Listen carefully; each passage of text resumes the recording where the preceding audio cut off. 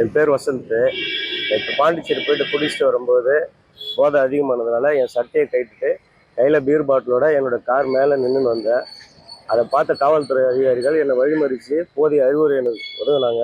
கடலூரில் கார் சன்ரூஃபில் அமர்ந்து இப்படி ஹாயாக மது அருந்தியபடி பயணித்தவர் காவல்துறையிடம் சிக்கியதால் தற்போது மன்னிப்பு கேட்டு வீடியோ வெளியிட்டுள்ளார். விழுப்புரம் மாவட்டம் வில்லியனூர் பகுதியைச் சேர்ந்த வசந்த், சத்தியமூர்த்தி ஆகிய இருவரும் புதுச்சேரியிலிருந்து கடலூர் வழியாக காரில் பயணித்தனர். காரை சத்தியமூர்த்தி ஓட்டிச் சென்ற நிலையில் வசந்த் காரின் சன்ரூஃபில் ஏறி அமர்ந்து மது அருந்தியபடி பயணித்தார். ஆபத்தை உணராமல் காரில் பயணித்த வீடியோ வெளியாகி சர்ச்சையானது.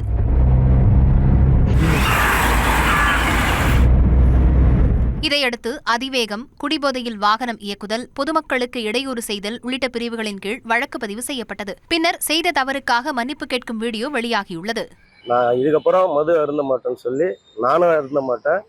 நீங்கள் யாருமே மது அருந்தக்கூடாது. இனி வரும் காலங்களில் இதெல்லாம் பொங்கல்லாம் வருதுனால நான் செய்த தவிர இனி யாரும் செய்யாதீங்க.